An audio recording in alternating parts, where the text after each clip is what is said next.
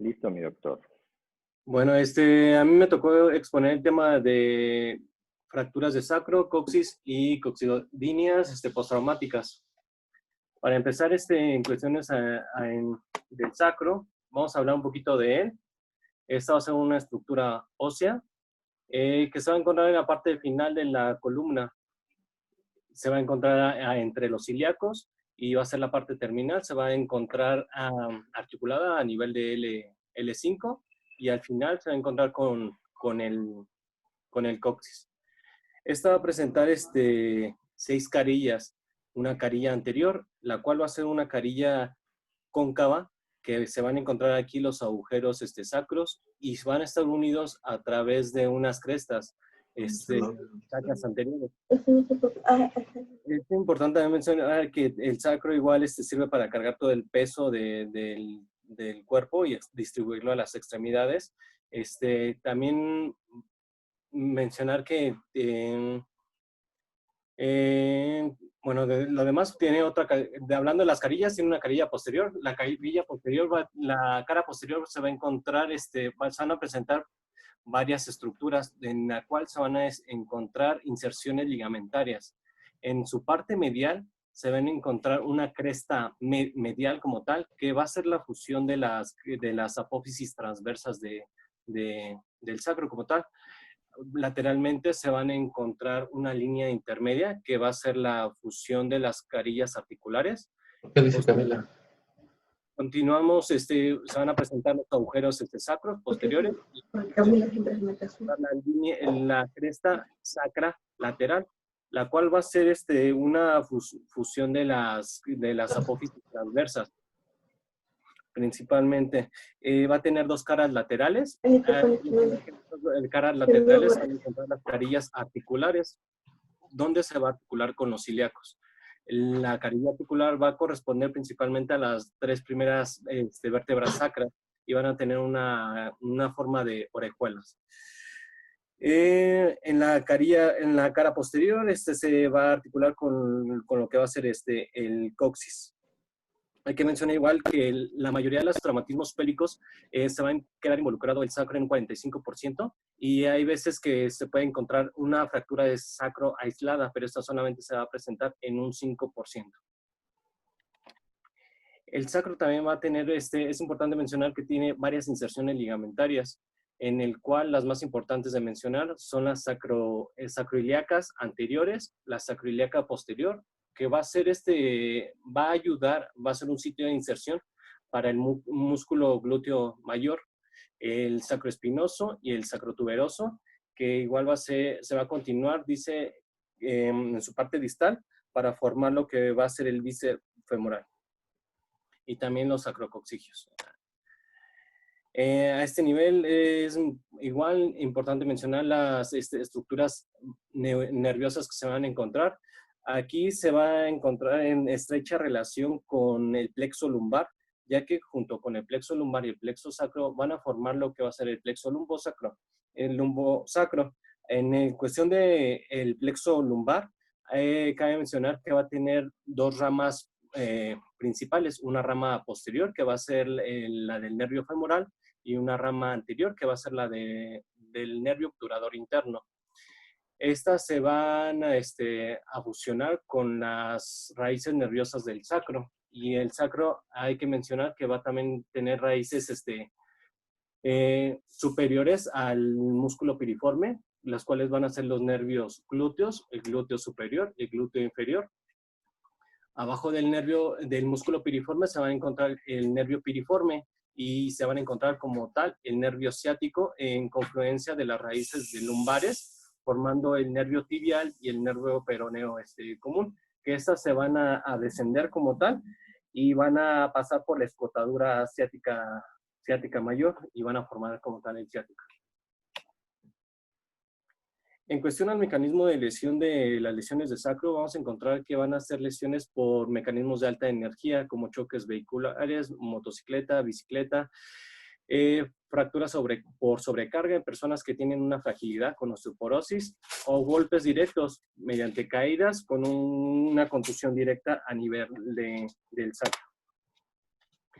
En cuestión a la exploración física, debemos de valorar principalmente la estabilidad pélvica, ya que, como mencionaba, se relacionan con fracturas de la pelvis.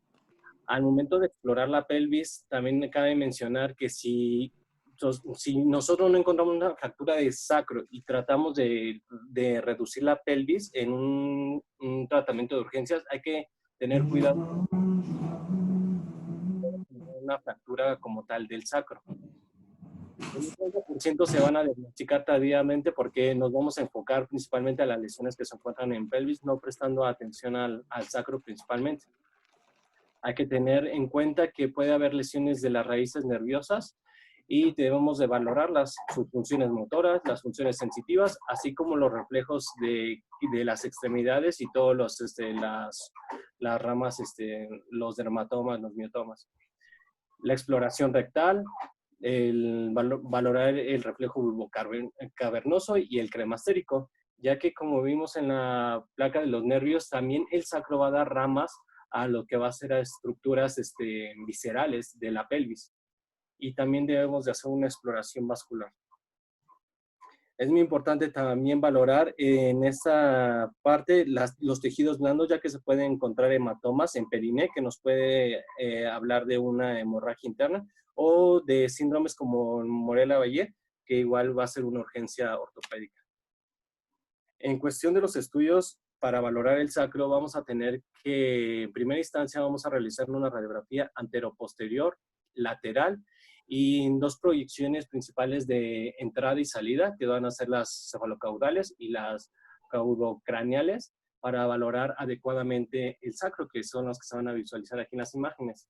En dado de no encontrar alguna lesión o valorar adecuadamente una lesión de sacro, debemos de realizar una tomografía computarizada para valorar adecuadamente los agujeros sacros y los compromisos de las raíces nerviosas, ya que debemos de recordar que el sacro va a presentar un canal interno que va a ser la parte terminal de las raíces nerviosas que van a formar la caudequina, y también una resonancia magnética para valorar como tal el compromiso radicular. Al hablar de las lesiones de sacro, tenemos que tomar en cuenta que estas se pueden acompañar, se pueden diferenciar varias lesiones como tal. Pueden haber lesiones que pueden ser acompañadas de una lesión del anillo pélvico, lesiones de la unión lumbosacra o fracturas simples del sacro como tal.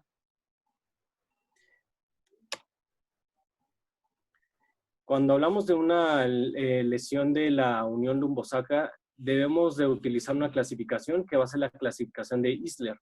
La clasificación de Isler va a tomar en cuenta principalmente lo que va a ser la carilla articular de L5 y S1, que va a encontrarse a este nivel. Esto va a tomar en cuenta a qué nivel se encuentra la lesión, si se encuentra lateral, transversal o medial. En el grado 1 vamos a tener una lesión lateral, que esta no va a afectar por lo general la estabilidad, puesto no está comprometida la carilla articular. Estas principalmente se van a acompañar de lesiones del pubis.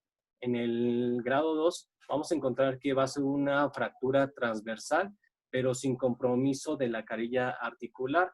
Esta, al estar flotando, va a generar una inestabilidad o una luxación articular de la carilla.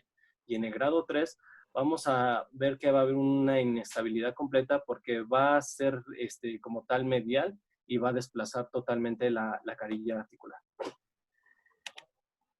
Ok, en fracturas intrínsecas del sacro vamos a tomar en cuenta la clasificación de Dennis. Esta va a tomar en cuenta la referencia de los agujeros sacros. Va a trazar 3 líneas que van a encontrarse lateral, medial y intermedia. En la zona 1 va a ser lateral a los agujeros sacros. Esta va a ser la más frecuente en un 50%. Y las alteraciones nerviosas se van a encontrar en un 6%, principalmente al lesionar L5 o el nervio ciático. En la zona 2 va a pasar por los orificios del sacro, se va a presentar en un 34% y se va a encontrar en estrecha relación con lesiones de los nervios L5, S1 y S2 en un 28%. Estas también pueden ser inestables ya que pueden generar un cizallamiento o una conminución como tal del sacro. En la zona 3 se van a localizar en la zona medial. Y estas van a generar un daño mayor neurológico en un 76%. Y aquí vamos a tener en cuenta una subclasificación, la que va a ser de Roy y Camille. Esta va a tomar en cuenta nada más como tal una proyección lateral del sacro, el grado de desplazamiento que va a tener. Vamos a tener en un tipo 1, en el cual va a ser un desplazamiento parcial, un desplazamiento mínimo. En el tipo 2 va a ser un desplazamiento como tal parcial, y en el 3 va a ser un desplazamiento total de la primer vértebra sacra con el resto. En el tipo 4 va a haber una conminución de S1, igual le va a generar una inestabilidad. Aquí este tipo de lesiones va a generar igual una disfunción de intestinos, vejiga y órganos pélvicos por la lesión neurológica que puede existir.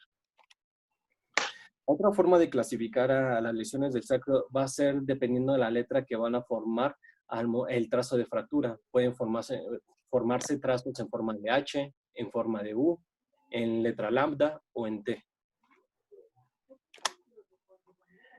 Y la que ocupamos la clasificación AO, que va a clasificar al sacro con un número 54. Aquí, al tratarse igual que de una articulación, se van a clasificar en A, que va a ser extraarticular.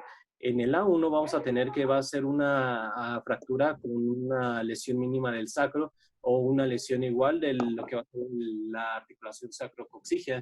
O en el 4A2 vamos a ver que va a haber una lesión transversa del sacro, pero sí un desplazamiento.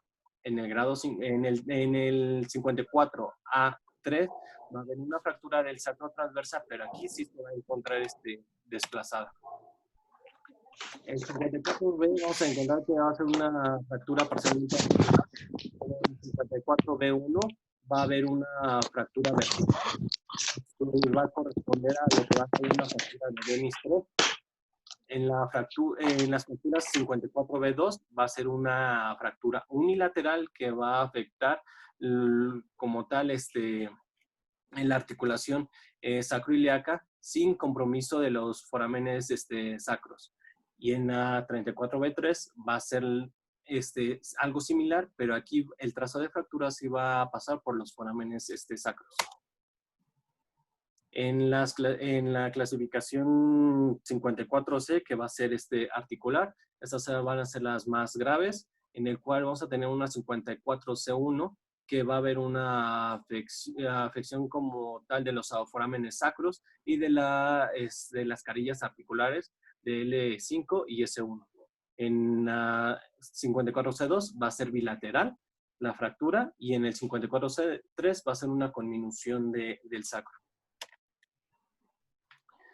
Bueno, en cuestión al tratamiento encontré varios tratamientos en el cual va a depender, como les mencionaba, del tipo de lesión que se va a presentar.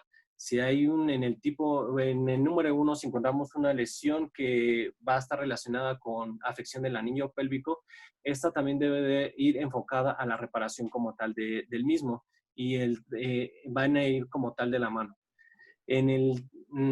Va a haber en las fracturas del sacro acompañadas de la carilla articular lumbosacra. Aquí va a haber varios tratamientos. Se puede optar por un tratamiento conservador cuando el desplazamiento sea mínimo, o cuando hay una inestabilidad, ahí sí abordar quirúrgicamente. Ahorita les voy a mencionar algunas técnicas que encontré quirúrgicas. Y cuando hay una lesión del sacro asociada a una luxación de las carillas articulares lumbosacras, esto se puede optar por una fijación percutánea o bien una cirugía abierta. Aquí también debemos de mencionar que todo el tratamiento en cuestión del sacro también debe de ir enfocado a todas las guías del ATLS, ya que puede haber un traumatismo grave y debemos de primero estabilizar al paciente antes de tratar de reducir la fractura. Cuando hay una fractura con lesiones neurológicas, el tratamiento debe de ser inmediato con una descompresión de las raíces que se encuentren comprometidas. Aquí vamos a tener va a haber dos tipos de abordajes. El abordaje anterior, que va a ser el ilioinguinal, y el abordaje posterior. En cuestión del abordaje anterior, vamos a tener que el paciente se lo vamos a colocar en decúbito supino, y vamos a tener en cuenta varias estructuras anatómicas que primero vamos a repasar antes de mencionarles cómo va a ir la técnica. Al momento de diseccionar con esta técnica debemos de encontrar varias ventanas que se van a encontrar, y en esas ventanas vamos a encontrar distintas estructuras. En la ventana 1, que sería esta, vamos a encontrar el músculo iliopsoas. En la ventana 2 vamos a encontrar al nervio femoral, que va a ser a este nivel. En la ventana 3 vamos a encontrar la vena ilíaca externa, que va a ser esta. Y en el 4 va a ser el cordón espermático, que se va a encontrar a este nivel. Otras estructuras que tenemos que tener en cuenta y tener que cuidar va a ser el músculo iliopsoas, el nervio femoral, los vasos femorales, las venas y la vena y la arteria ilíaca externa, el cordón espermático, el nervio femorocutáneo lateral y el ligamento inguinal. Hablando ya del abordaje, tenemos que identificar el punto medio de la cresta ilíaca, que va a ser a este nivel, y vamos a diseccionar en sentido inferior, dirigiéndonos hacia el pubis, en forma paralela a lo que va a ser el ligamento, a lo que va a ser el ligamento inguinal, que se va a encontrar a este nivel, 2 centímetros, hasta llegar a 2 centímetros superior al pubis. Aquí debemos de diseccionar la fascia perióstica de la cresta ilíaca y separar a lo que va a ser a los músculos abdominales y al músculo iliopsoas. Se va a tener que realizar un taponamiento con compresas para poder desplazar todas estas estructuras, y posteriormente debemos de incidir como tal el ligamento inguinal.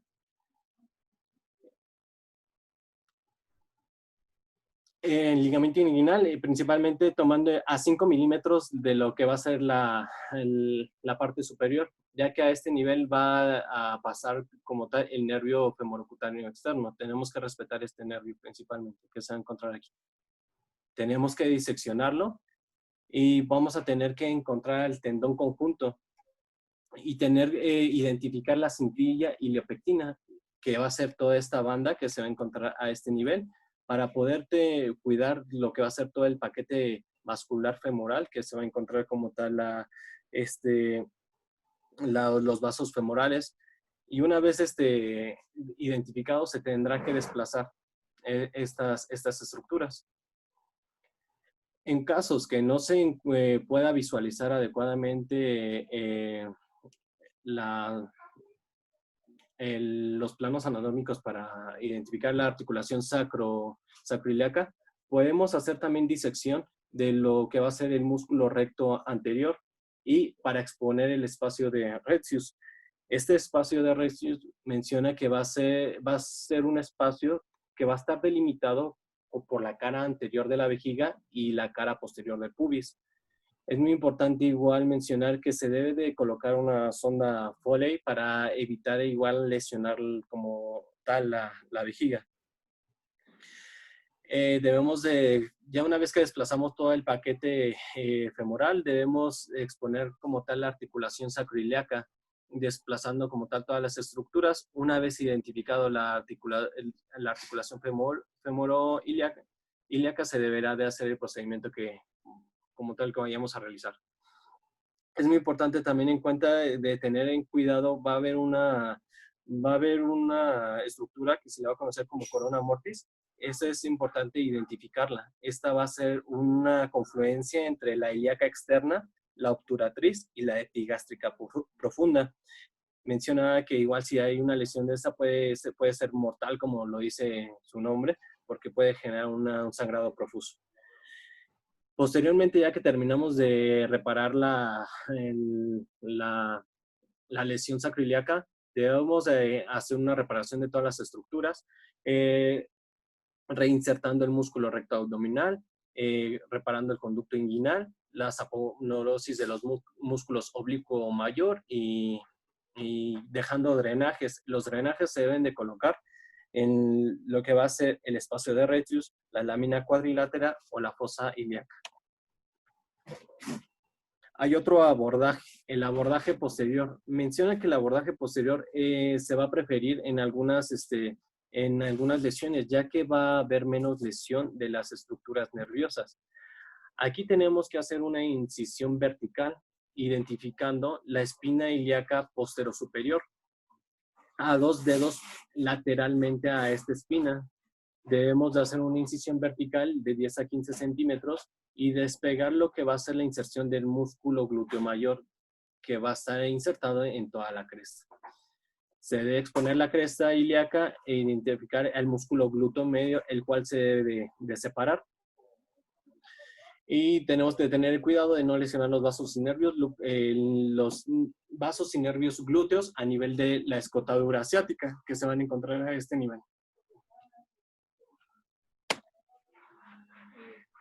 Ya hablando en específico de algunas lesiones, vamos a tener la inestabilidad sacroiliaca. La inestabilidad sacroiliaca se puede reparar mediante un acceso anterior, ya que nos va a brindar una mayor exposición de la lesión. Aquí se pueden utilizar varios implantes. Lo ideal es utilizar dos placas que se deben de colocar paralelamente, las cuales deben de ser de 3.5 a 4.5, de 3 a 4 agujeros y con una angulación de 60 a 90 grados. Menciona que se puede hacer la reducción de la inestabilidad sacroiliaca, ya sea manualmente, con la inserción de un tornillo de Schanz a nivel del ala del ilíaco, ejerciendo una compresión, o bien colocando 2 tornillos y mediante unas pinzas de reducción a generar la compresión y después colocar las placas. Aquí tenemos de tener cuidado de no lesionar principalmente a la raíz nerviosa de L5, ya que como podemos ver en la imagen, se encuentra a 1.5 de la articulación sacroiliaca. Otras alternativas que podemos tener, ya sea de manera percutánea, con un abordaje posterior, es la colocación de unos tornillos percutáneos que pueden ser de esponjosa 6.5 o 7.3. Estos se deben de insertar tomando de referencia la cresta glútea, que se va a encontrar aquí a 1.5 centímetros anterior a la cresta, que se va a encontrar en esta parte, dirigiéndola a lo que va a ser a S1. Cuando hablamos de una lesión del sacro, aquí tenemos que hacer otro tipo de abordajes. Aquí que se recomienda puede ser un abordaje posterior para una visualización directa, y puede realizarse una técnica que le llaman la técnica de Mata. Esta técnica va a corresponder mediante que estamos en la cirugía, realizar varias proyecciones, tanto cefalocaudales o caudocraneales, y tanto en proyecciones AP, para tener una mejor visualización de las estructuras, para tener cuidado de no lastimarlas. O bien se puede hacer una forma percutánea guiada por imagen. Mencionaba que se podría hacer igual con esta técnica. Otras técnicas que encontré es la colocación de placas ilioilíacas, que se pueden emplear cuando hay una lesión bilateral del sacro. Estas se pueden ocupar placas LCP de 5.0 milímetros, o bien colocar una barra sacra roscada de ilíaco a ilíaco. Esta mencionada que ya en la actualidad ya no se ocupan porque no generan tanta estabilidad a comparación de una placa. Y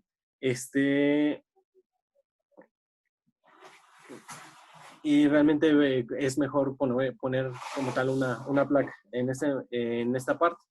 También es importante mencionar que estas solamente se emplean cuando hay una lesión unilateral del sacro. Hay otras técnicas que encontré. Voy a hacer un repaso rápido. Hay una técnica de Ben Home, en el cual va a ser un procedimiento en el cual se van a hacer 2 abordajes. Un abordaje central, como aquí se muestra en la imagen, y un abordaje lateral a través de la cresta ilíaca. ¿Qué va a hacer? va a fijar como tal desde L5 a S1 vamos a hacer un abordaje como tal que va a abarcar desde L5 a S3. Esta va a medir aproximadamente unos 5 centímetros. Se deben de colocar unos tornillos a nivel de los pedículos de S1, el cual deben de ser de una medida de 5.5 y se puede colocar uno secundario a nivel de S2. Estos se van a conectar entre sí mediante el uso de un conector y a nivel del conector se va a colocar un tercer tornillo que va a ir dirigido a la cresta ilíaca, que va a ser a este nivel. La longitud de este tornillo va de 60 a 80 milímetros. Al poner este tornillo mediante ese sistema que mencionaba, es un sistema, un equipo CD Horizon, menciona 5.5, que ya va a estar hecho para colocar este tercer tornillo, y este tercer tornillo va a generar como tal la compresión de la lesión sacroiliaca. Y ya posteriormente también tendremos que hacer un recubrimiento de los tejidos para evitar que no haya un dolor secundario. Como se puede ver en la imagen, se ve de insertar un tornillo a nivel de C1. Uno debe de ir dirigido, el superior más va a ir dirigido más en dirección inferior, y el que se aplica en S2 va a ir colocado en una posición más dirigido en una posición superior. Esta triangulación que va a formar va a generar que no haya tanta movilidad de la pelvis, lo cual va a generar una estabilidad. Otra técnica que encontré fue la del montaje de tipo Galveston. Mencionaba que esta técnica fue una técnica modificada de Luke, la cual consistía en una colocación de un tornillo ilíaco, pero la diferencia de la de Luke a la de Galveston es que al momento de colocar el tornillo ilíaco, Luke lo hacía con un tornillo que atravesaba las dos corticales, la cual a la larga generaba una fatiga del tornillo.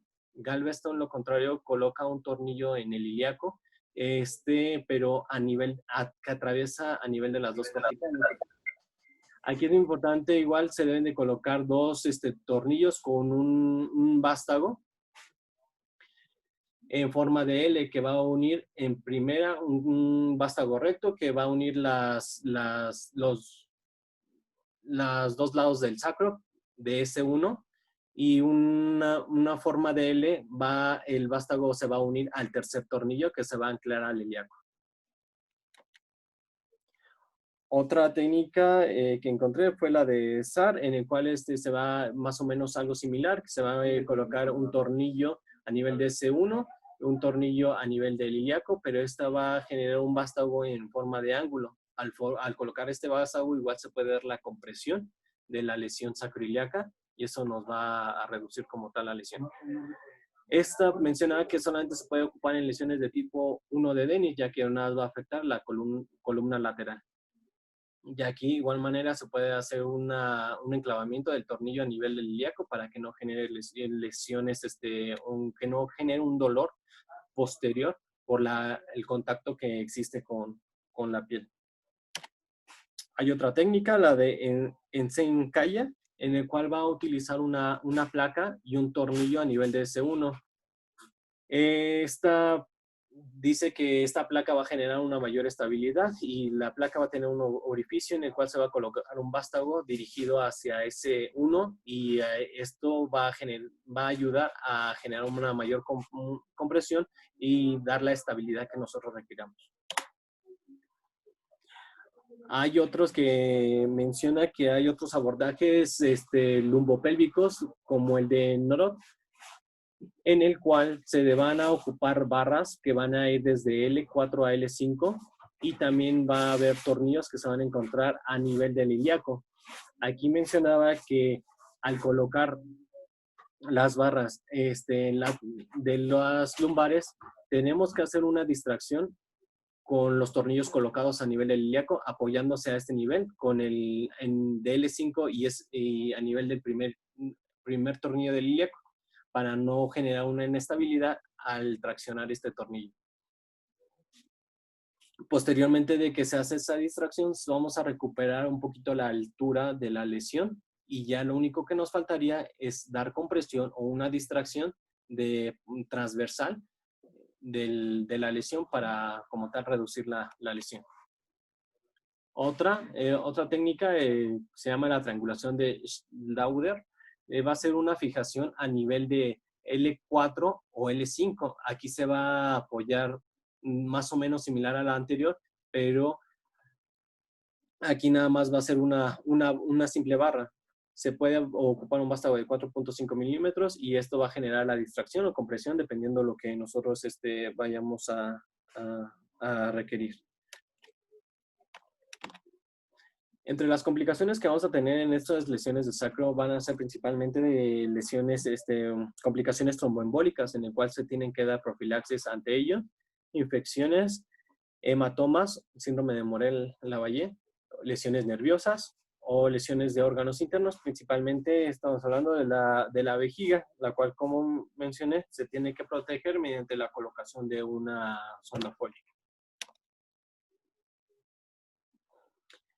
Terminando con este tema, el siguiente son fracturas de coxis.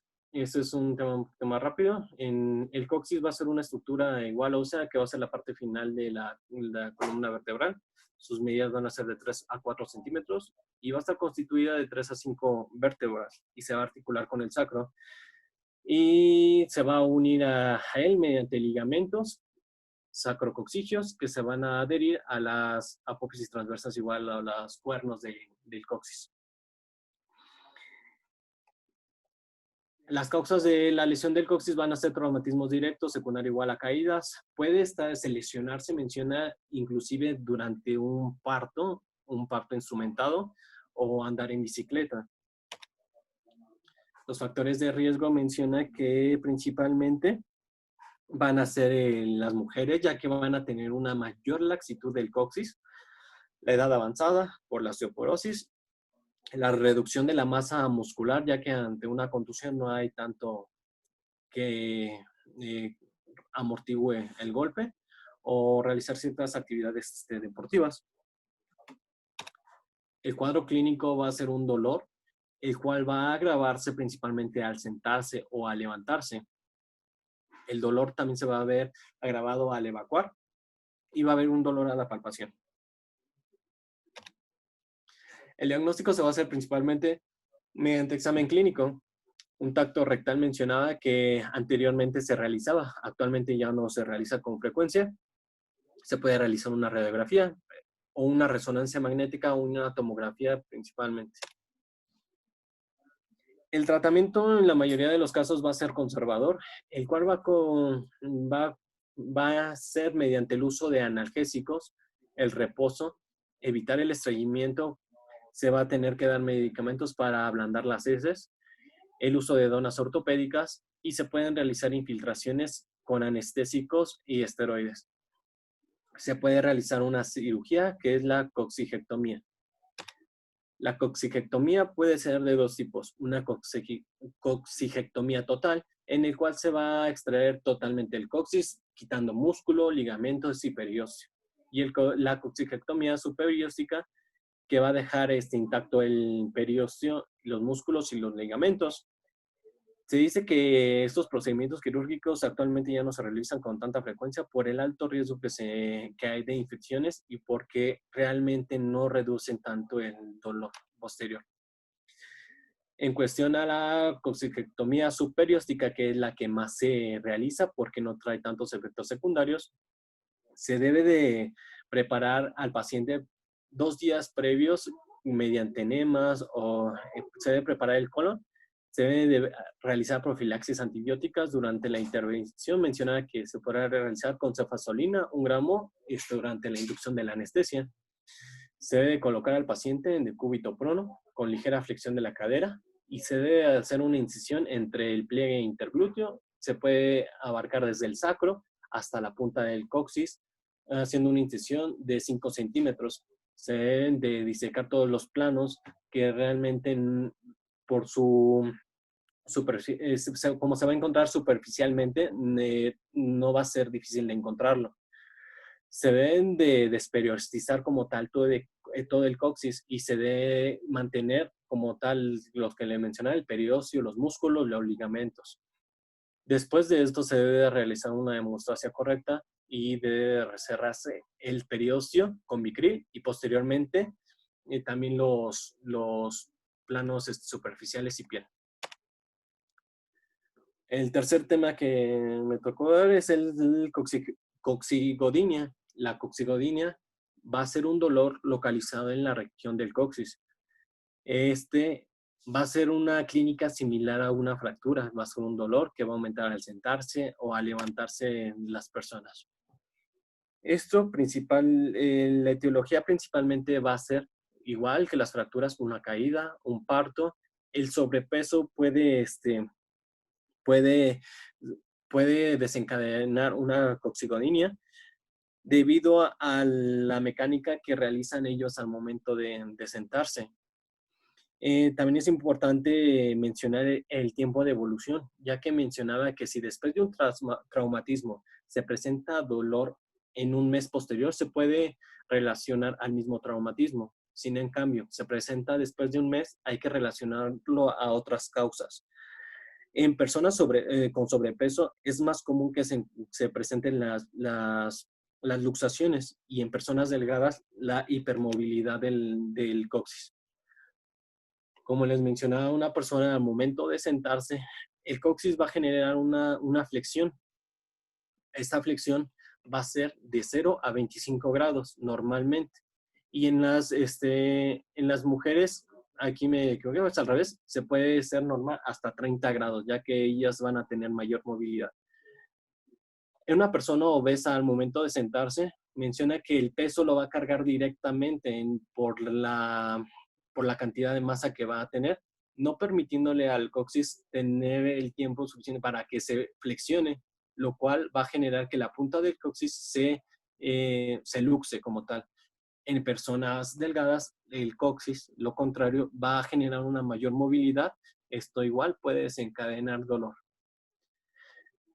Debemos de hacer una adecuada exploración física, debemos de palpar el sacro, todo el sacro y el coxis, tratando de identificar espículas dolorosas, ya que puede ser igual la formación de espinas a nivel del coxis, puede generar dolor y se puede valorar la movilidad mediante un tacto rectal. Se deben de solicitar radiografías a los pacientes, se debe de solicitar radiografías en bipedestación y en sedestación. Para tomar una adecuada radiografía, mencionaba que se debe de esperar de 10 a 15 minutos la persona ya sea sentada o parada para poder observar una adecuada movilidad del coxis. Y estas dos radiografías, como se ve aquí, se deben de empalmar para tomar nosotros de referencia el ángulo de movilidad que va a generar el coxis. Si es mayor a 25 en mujeres o en hombres o mayor en 30 en mujeres. Entre las causas de coxigodinia vamos a tener lesiones objetivas de una lesión del coxis, las cuales va a ser una luxación posterior, ya sea traumática o traumática, una hipermovilidad, una espina coxígea. La espina coxígea dice que va a ser un remanente embrionario en el cual va a ser que se va a formar un relieve óseo. Este relieve óseo va a estar en contacto adherido a estructuras de tejidos blandos superficiales y van a generar que las personas tengan un orificio a nivel superior al pliegue glúteo. También pues, en lesiones que no son objetivas de una lesión como tal, van a ser el inicio de una luxación, es decir, que se encuentren en el límite el coxis antes de luxarse, una flexión límite, un dolor lumbar irradiado al coxis, alteraciones musculares y ligamentarias, e inclusive igual mencionaba que algunos padecimientos intrapélvicos pueden generar algún dolor del coxis. El tratamiento de las coxigodinas va a ser principalmente conservador mediante la inyección intradiscal, ya sea con metilprednisolona y lidocaína a nivel de si en caso de que hay una luxación, se puede una reducción manual. La reducción manual se puede hacer de varias formas, ya sea introduciendo el índice en el recto, empujando posteriormente y con la otra mano apoyando a nivel del sacro, o bien uso de 2 dedos en forma de pinza para traccionar el coxis. Y una tercera es metiendo 2 dedos, utilizando 2 dedos. El índice va a ir metido al recto y el pulgar va a ir en el borde posterior del coxis, y eso se va a hacer una tracción hacia inferior para que se pueda luxar, reducir la luxación. Otras, igual se puede utilizar una técnica quirúrgica, igual la coxigectomía, en el cual se va a realizar en pacientes que se luxa frecuentemente el coxis, o a pesar de los tratamientos conservadores, persisten con una coxigodinia. Bueno, realmente pues el tema no era tan largo. Esto traté de hacerlo, simplificarlo un poco, y esto es toda mi presentación.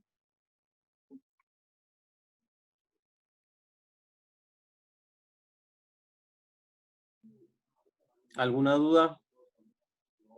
¿Puedes dejar de compartir?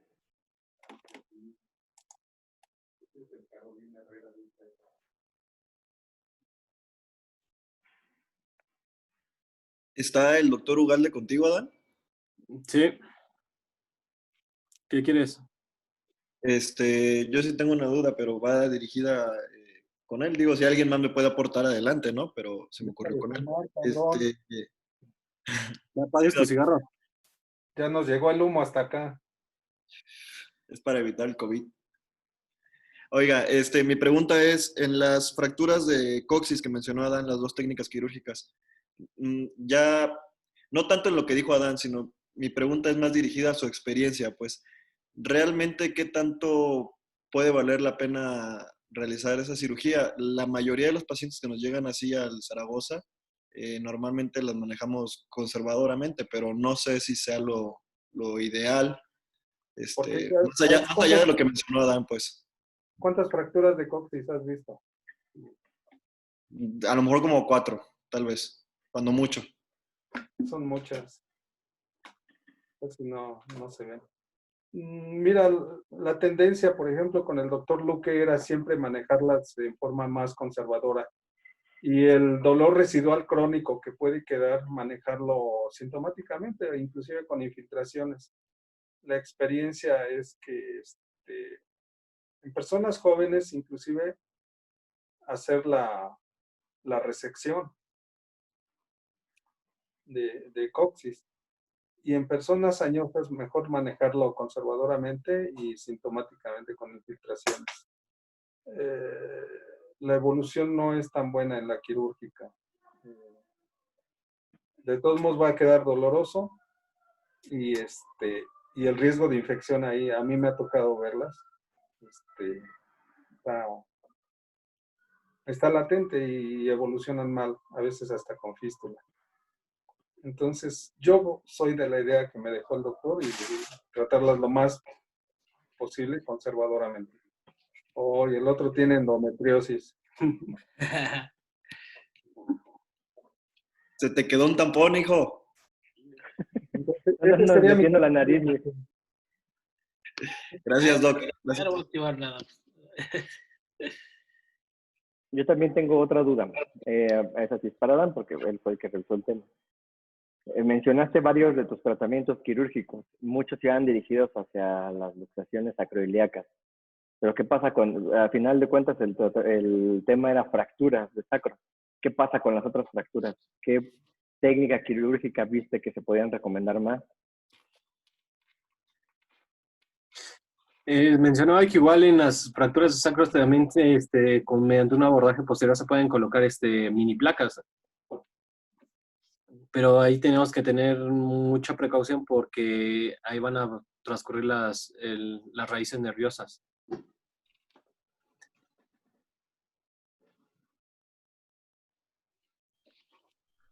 La gran mayoría de la tendencia en las fracturas de sacro es son las cirugías hoy por hoy mini open, ¿no? O inclusive hasta por navegación. para invadir, para abordar lo mínimo e invadir también lo mínimo. Y hay muchas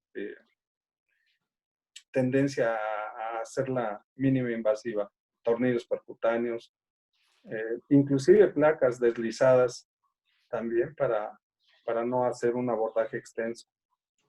En general, pues, esa sería la temática. Buenas noches. Buenas noches. Pues mira, para empezar, ¿cuál sería el objetivo de la cirugía? ¿En qué casos está indicado operar? Porque no todas se operan. Sí, claro. Estamos hablando en cuestión de que estamos hablando de una inestabilidad del sacro y de la pelvis también. Bueno, si tomas en cuenta pelvis, pues ya hemos dicho, no hay inestabilidades verticales, rotacionales, y bueno, ahí entra ya toda una situación compleja. Pero específicamente sacro, ¿cuál sería la indicación de hacer una cirugía? Porque eso sí no comentaste absolutamente nada. Te fuiste con técnicas de estabilidad, pero realmente, ¿cuál es la indicación de una cirugía en sacro?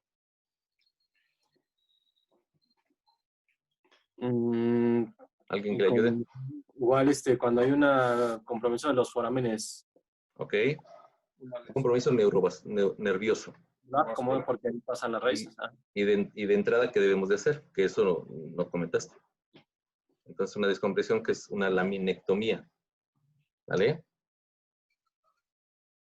Okay. Ya de ahí parte, si hay inestabilidad, pues todas las técnicas que dijiste, pues, de entrada son lesiones que difícilmente en el hospital, que me acuerdo, no hemos fijado más que una, yo creo, a lo mucho, ¿vale? El hecho de que no fijemos no quiere decir que no se debe de hacer, ¿vale? No tenemos una mesa adecuada para hacer como bien dice el doctor Ugalde, una cirugía mínima invasiva, con las proyecciones que exactamente lo mostraste adecuadamente en tu presentación. Pero de entrada, lo importante es la descompresión, ¿no? Evaluar el sistema nervioso. 2, un hematoma. Para eso es una resonancia porque dices, se afectan niveles sacros, pero también llegan a afectar hacia niveles hacia arriba. Entonces, pues, muchas veces en un hematoma y es en una parte compresiva. De ahí la parte de la descompresión del sistema nervioso.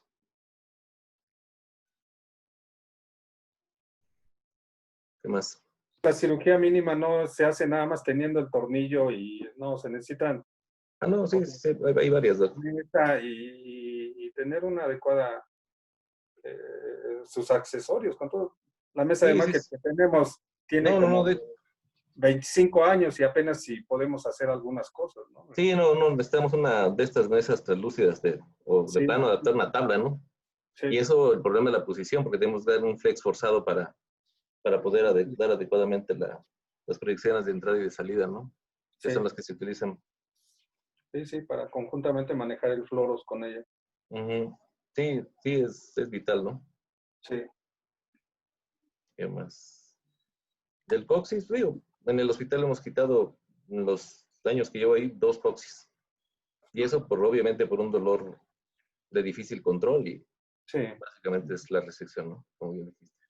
Superióstica. Sí, yo la verdad nunca he hecho una resección de coxis por enseñanza. Ajá. Y la gran mayoría las he manejado con infiltraciones. Sí, digo, pero sí se llega a fracasar, ¿no? Porque en esas 2 hicimos hasta 3 infiltraciones, la última con neurolisis y nada. Sí, entonces, yo no estoy diciendo que se resuelvan con la infiltración, sino que te la vas llevando pues ahí. Sí, pero... Y esto es como dosis respuesta, ya si el paciente no mejora y se anima, pues órale, pues. Pues sí, pues sí, hay que entrarle. Y de repente es una cirugía de 15, 20 minutos. Sí. Está rapidísimo. Muy bien, pues Adán, creo que te preparaste bien para tu clase, te vi en la tarde preocupadón. Y bien, lo resolviste bien. Hasta que llore sangre, mi doctor. Sí, que yo sangre, los demás, ¿no? Bueno, en cuestión de los tornillos percutáneos, de las cirugías mínimas invasivas, ¿qué pasó, mi doctor? Yo sí he hecho varias. A pesar de que no haya... Pero sí necesitas la mesa. O necesitas un cajón para poner un cajoncito ahí para meter la placa. Pues como que hemos adaptado la mesa de la parte media hacia abajo, es radiolúcida, entonces Por eso lo podemos vuelas, desplazar un poquito al paciente. vuelas al paciente, sí. Lo que La yo he gran visto, por mayoría que ejemplo, haces percutáneas aquí es porque prácticamente nada más la vas a fijar, casi Ujú. in situ. No porque vas a reducir ni vas a modificar el trazo de fractura. Para eso sí se necesita la mesa y ir manejando conjuntamente con el fluoros. Entonces sí se pueden hacer, pero la gran mayoría nada más van encaminadas a fijarlas in situ, ¿sí? Las que podemos hacer aquí. Sí, porque era ajá, lo que, era lo que te decía la otra vez, Toño. Si lo demás es hacerla, eso es lo de menos. Pero decía, alguna vez he hecho abierta, porque obviamente localiza los agujeros sacros para que entres en medio de los dos, ¿no? Y a fuerza, es que sí, ahí tienes que estar manejando el fluoros de entrada y de salida, de entrada y de salida, porque si no, dices, pues por ahí va y le das un nervio sacro, que es, No, te partes. y ya lo premiaste, ¿no? O sea, ese es el riesgo, ¿no? O sea, de ponerlo es lo de menos, ¿no? Pero sí, digo, como bien dice el doctor, o sea, que aquí lo que buscamos en una mínima invasiva es no abrir. Yo, como te decía, yo la experiencia que tengo para sacro es abrir, localizar agujeros, poner dos señales en cada agujero, y ahora sí te vas del lado de la pelvis para meter el tornillo, ¿no? Sí. Pero sí a fuerzas, a fuerzas. El intensificador es vital, ¿no? Para ponerlos bien, como se deben de poner. sí. De hecho, ahorita en la revisión de los artículos voy a mostrar algunos y algunas de las técnicas pues que se han utilizado. Yo difiero, por ejemplo, ustedes, yo había visto al doctor Ugalde, ustedes la otra vez platicando, habíamos hablado de la flexión que le dan al paciente cuando lo tienen en decúbito prono y lo flexionan, ¿no? Y ¿Sí? aquí lo colocan. De hecho, el artículo que traigo es así, aunque cuando fui a hacer lo de esta cosa de pelvis, obviamente vimos los tornillos sacros y toda esta parte, y como se asocia mucho con las lesiones de pelvis, pues operamos pelvis con el paciente en decúbito supino, y ahí mismo, sin pronarlo, ahí mismo pasamos los tornillos. Difiere un poco, pues, de la técnica, a lo mejor original o la que ustedes conocieron, y yo he visto, la verdad es que sí he puesto algunos y los resultados. Pero de adelante hacia atrás, no de atrás hacia adelante.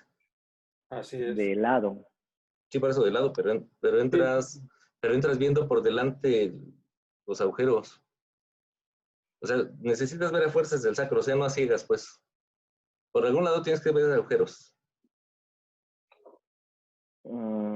Sí, claro, pero bueno, yo no lo abro. Ujú. Sí, metimos uno, ¿no? Hace como unos 6 meses ahí en Zaragoza. Una chava, ¿no? Sí, pero digo, a fuerzas tienen que tener una referencia sacra, ¿eh? O sea, de los agujeros por los nervios. Entonces, A y las fuerzas, a zonas fuerzas. en donde hay más masa ósea, esto es en la zona más proximal del sacro, porque entre más lejana te va a costar más. Sí, digo, y estamos hablando que están agarrando prácticamente para la articulación sacroiliaca. Cresta ilíaca por Así es, o una parte tiene del ala ciertas del referencias que sí te dan sacro. chance todavía de tener una masa ósea donde puedas oscilar tu zona de confort, ¿no? Para meterlo. Dices, has visto un sacro en tu mano, ¿no? Las alas de los sacros en la zona proximal es una masa ósea muy gruesa. Así Bueno, es. entonces eso te da chance de tener un colchón, pues, y sí lo puedes hacer percutáneo, pero ya entre más distal te vayas, ahí sí te estás jugando el pellejo. Sí, eso sí. Sí, digo, porque finalmente el tornillo tiene que ir dirigido hacia el cuerpo del sacro, ¿no?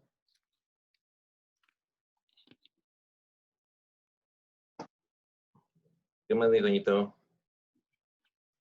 Pues no sé, generalmente, bueno, la dinámica que hemos llevado, R1, R2 hacen una serie de preguntas, R3 y R4 están presentando artículos. Pues no sé, ¿tienen preguntas? Preguntas que hayan preparado, que hayan realizado. Ayer, bueno, más bien ahora que estamos viendo fracturas de pelvis, anillo pélvico, acetábulo, sacrocoxis, he visto que varias veces hacen mucha mención en el abordaje a la corona mortis. Pues pregunta así, para todos, ¿qué es la corona mortis? Porque también se hace referencia a que también es una estructura importante tanto para nosotros ortopedistas como para los triperos. Pero ¿qué? Es una conexión entre la ilíaca externa en su rama epigástrica inferior con la ilíaca interna y pasa sobre la unión de la ilíaca interna con la rama obturatriz. Y bueno, se supone que si llegas a dañarla, pues es una corona mortis, el sangrado es tan profuso que no lo puedes parar, que va a fallecer el paciente. Sí, sí, eso menciona, así como dijo Santi, eso se menciona. Bueno, nada más, yo creo que es importante, ¿no? Porque pues, para los abordajes, si a cada rato lo están mencionando, es porque pues, hay que tener cuidado. Y dice que es, así como lo dijo Santi, esa descripción, y que es una variante anatómica que no todos los pacientes la presentan, porque hasta el 30% de la población la puede Exacto. presentar. Bueno, yo he leído que era algo aberrante, ¿no? O sea, no es como lo común. Sí, no precisamente aberrante, porque sí se menciona, de hecho es lo que leí que se menciona que se le llama aberrante como que incorrectamente, que pues simplemente es una variación anatómica, que puede o no puede estar, pero sí también se le menciona así. Ok. Es importante no perder de vista que es una variante anatómica, no todos lo van a tener. Y insisto, igual cuando hice el curso de pelvis, no, uno de los profesores mencionaba que obviamente ellos tienen más experiencia, ¿no? Y que de todas las pelvis que había operado, no había visto ninguna corona mortis, y ya era una persona mayor. Eso porque igual como que es la preocupación de muchos. Y abres y pones la placa y a veces ni te enteras. La verdad es que yo también de las que he abierto nunca he visto una y espero seguir sin verla. Y si, a lo mejor ni la veo y la estoy aplastando ahí con la placa, ¿no? Pero pues él igual comentaba, de hecho él comentaba eso, ustedes pongan en la placa, si está ahí la van a ocluir con la misma placa. En realidad no es algo que debería de preocupar tanto, al menos eso mencionaban mucho él ahí en el curso, y que en los que llevaba no había visto ninguna. De hecho fue el creador apenas está saliendo un abordaje que le llaman transversal para para el acetábulo y la pelvis. Él fue el que lo describió. Y bueno, pues mencionó. ¿Quién más tiene preguntas? Yo. Escuchamos, mire. Es muy sencilla. La primera es, ¿en qué proyección radiológica se puede valorar mejor el canal espinal del sacro y las articulaciones sacroiliacas?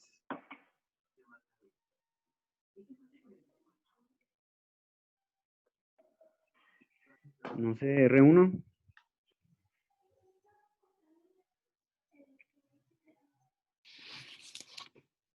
No lo sé, la verdad. El canal espinal, ¿o qué dijiste? Perdón. ¿Qué coche? Sí, ¿en qué proyección radiológica se puede valorar mejor el canal espinal sacro o bueno, el cuerpo sacro y las articulaciones sacroiliacas?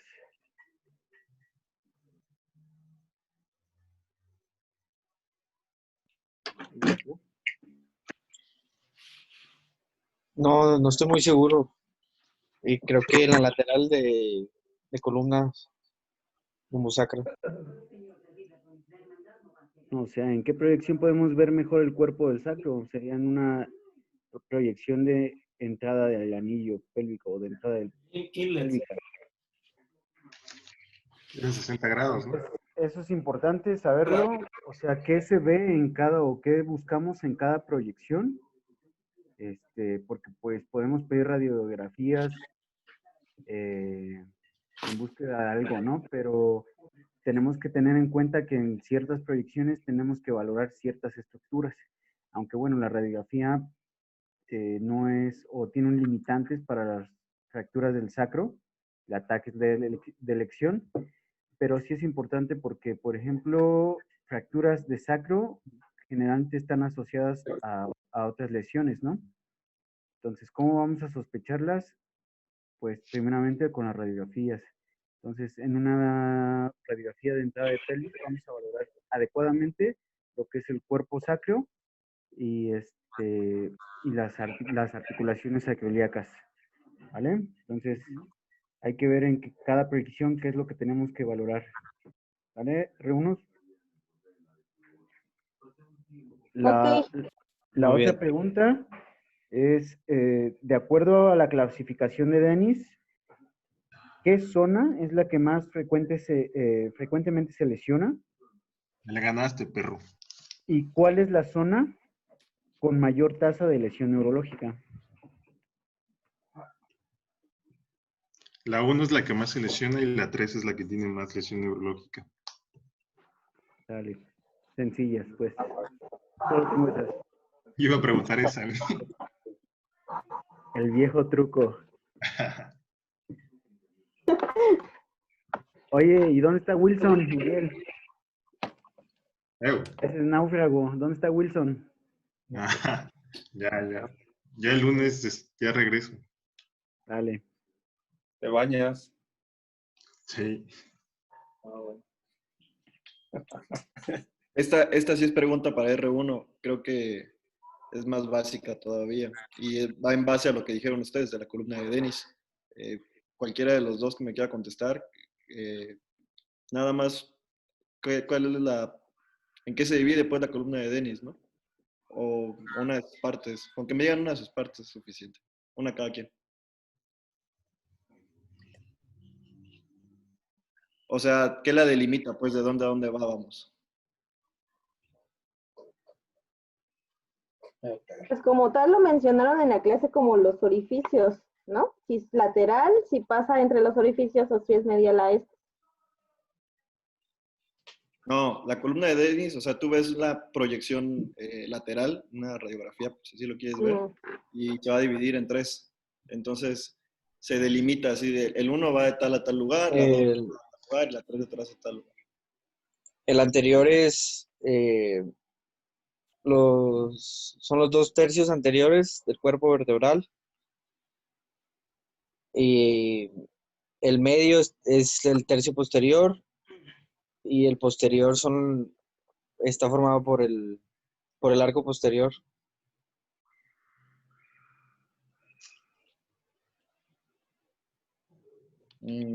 Pues sí, pero está muy vaga, ¿no?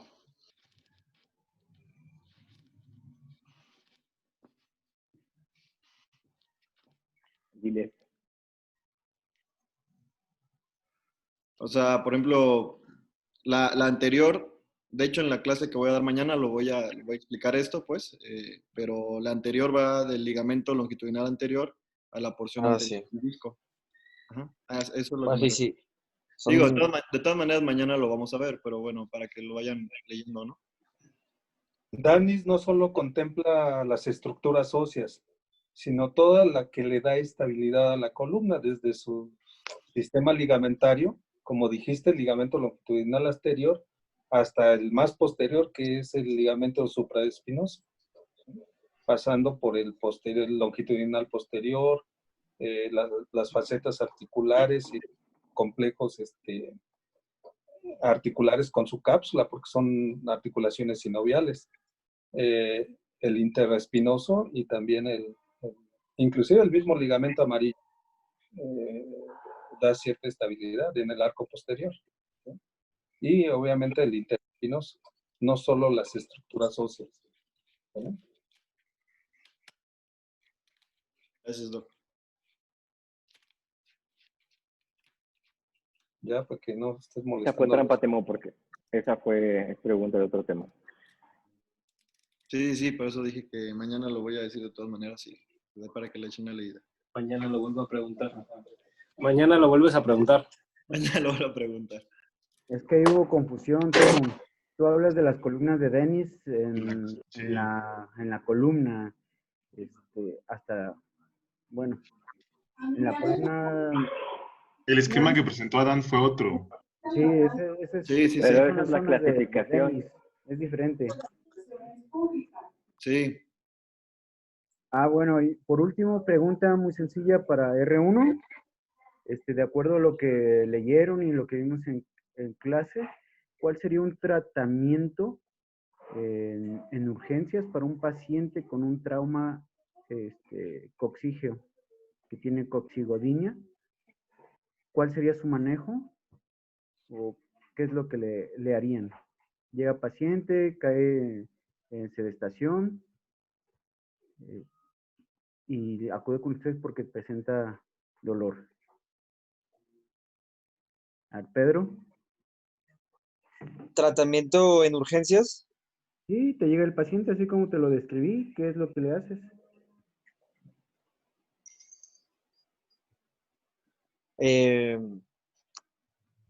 Pues es reposo. No sé si te refieres a que, por ejemplo, que se siente en una dona o en una superficie. Tú dime qué es lo que te llega así el paciente en urgencias, ¿qué le haces? Así, ya te conté cómo se cayó las escaleras de sentón, tiene dolor coxígeo y llega contigo.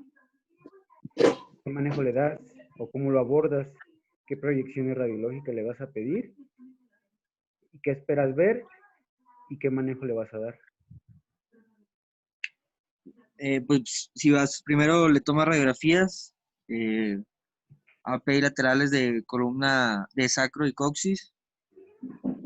Puedes hacer una exploración. En la exploración física, y si es conservador, si no se va a hacer nada, pues administración de antiinflamatorios, analgésicos, y las medidas físicas, si no es tratamiento quirúrgico, reposo, lo que te digo, el cojín neumático, que disminuyas que no se siente mucho tiempo. Okay. Y en la radiografía, ¿qué esperan ver? También, Dani, o sea, ¿qué esperan ver en las radiografías? Pues habría que descartar la fractura o la luxación del coxis. Exacto. ¿Vale? Es importante que vean eso porque, pues, dicen, no, pues le duele y no valoran bien las radiografías, pues se puede ir una persona con esas molestias, ¿no? Y bueno, ya vieron que, pues, la coxigodinia crónica, pues, termina mal. ¿Vale? Es todo.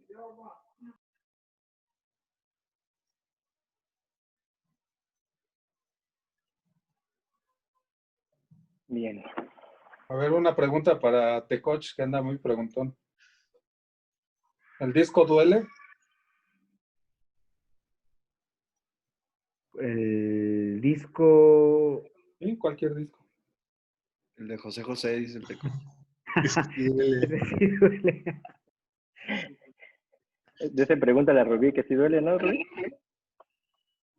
Sí ¿No duele, fue un chingo. No, el disco no se tiene... llama dolor discogénico?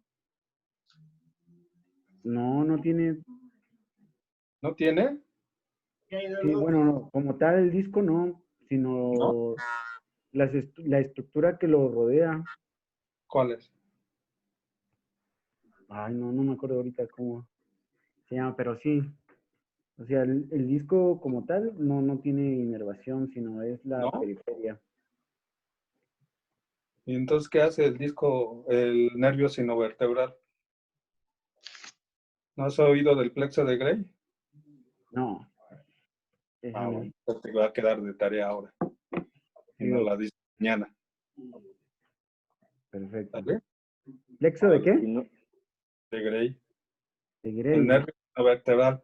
Después del ganglio, cuando da la raíz, sale un pequeño nervio que rodea y llega hasta la parte anterior, todo uno de cada lado, y te va a inervar tanto el ligamento longitudinal anterior como parte del disco.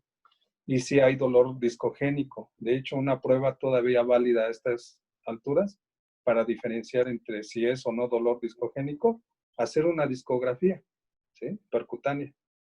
¿Sí? Le inyectas medio de contraste de 1.5, cuando mucho 2. Si es más de eso y te genera dolor, es que el disco está dañado. Cuando a veces tenemos dudas de un disco, ¿sí? Sobre todo ahora que se hace mucha cirugía mínima, ¿no? Entonces valoras ahí como tratamiento para ver si es el disco, si tienes que hacer una risotomía o una risolisis más bien, ¿sí? Pero sí, el disco sí duele. ¿Vale? Ok, Y más el de José José. Y ya, ese te ya hace lo vi. llorar. Ya, Ese ya, son, te hacen llorar. ya lo encontré. Mañana se lo digo. Vale. ¿Y en alguna otra pregunta, algo más? No, vayamos con 2 artículos entonces, igual así como los veo. Benny, ayer nos quedaste de ver, ahora vas a ser el primero.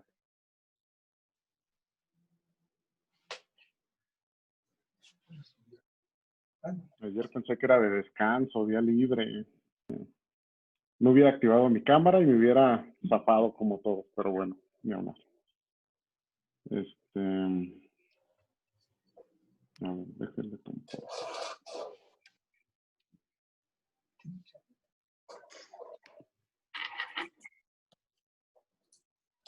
Bueno, revisé este artículo, hablaba del uso del fijador externo anterior, pretensado en fracturas y luxaciones del anillo pélvico. Y pues bueno, mencionaban un tratamiento de fijación nuevo, que es esto se busca con el objetivo de dar una compresión a nivel anterior y posterior, o sea, cuando hay una luxación sacroiliaca.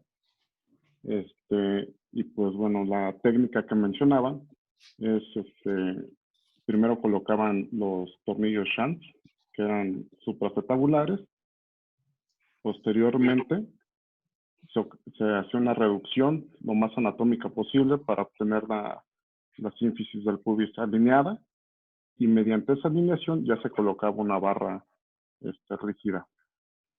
Una vez colocada esa barra, se iba a colocar una barra semicircular, a la cual se le iba a hacer se iba a tratar de deformar su circunferencia para que ésta ya estuviera una tensión.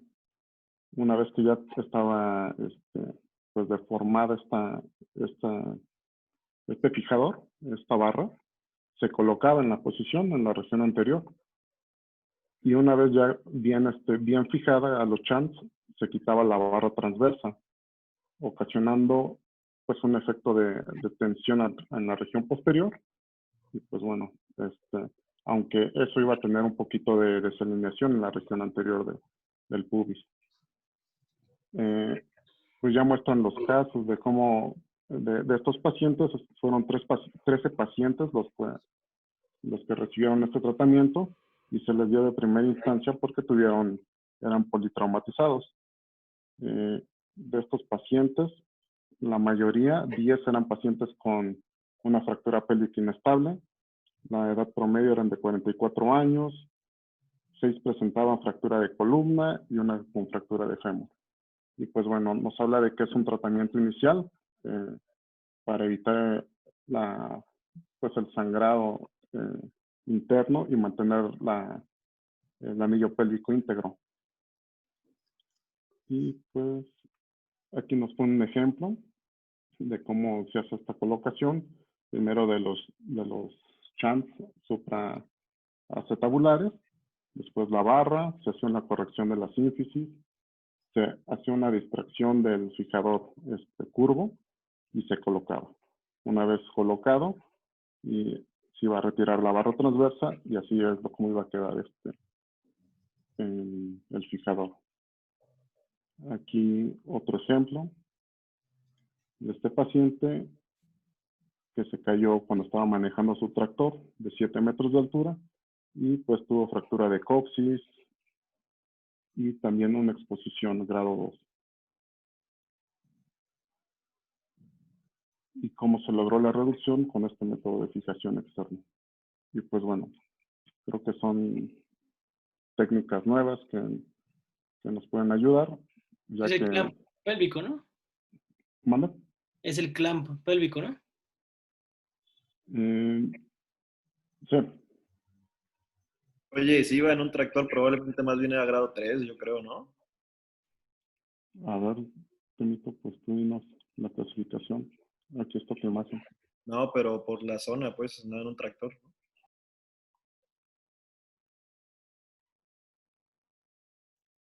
Pues bueno, viendo la clasificación de Gustilo, no, yo no podría clasificarlo en un grado 3. O sea, digo, si la herida estuviera contaminada, o sea,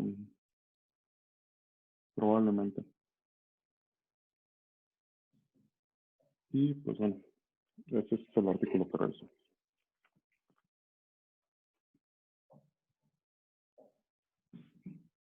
Pero no es el Ciclamp, Luis. El Ciclamp es diferente. O sea, tiene la misma función, igual es una C, pero entra en la pelvis, en la parte posterior de la pelvis. Ok. Y este pone los tornillos supracetabulares como el Como fijador el- actual y ya nada más después le cambian la barra, ¿no? Digo, es como una combinación a lo mejor de los dos.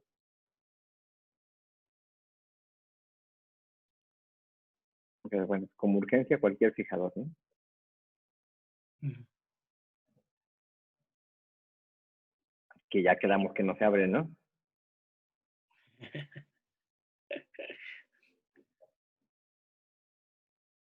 Bien, Benny. ¿Y a cuántos pacientes le pusieron esto tú? A 13, uno murió y pues nos hablaba de los beneficios de esta técnica, que aproximadamente tenían un promedio de 25 a 45 minutos. 3 pacientes tenían buenos resultados, ya que tenían una diástasis púbica de 1 centímetro. En 3 pacientes tenían de 1 a 2.5, en 9 pacientes tuvieron un poquito más de diástasis, de 2.5 a 3.5. Pero bueno, nos habla de que esto nos ayuda a dar una compresión en la región sacroiliaca, De hecho, eso es el anillo pélvico.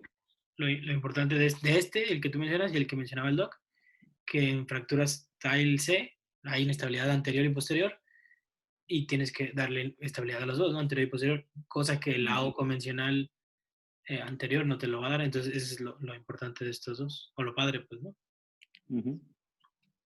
¿Ellos lo utilizaban como tratamiento definitivo entonces, Benny? No, no era definitivo, era el inicial.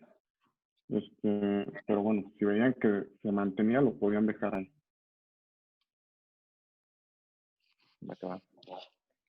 Pues igual así como los veo entonces, Rubí. Ah, mira, sí, los dos que ayer se escaparon.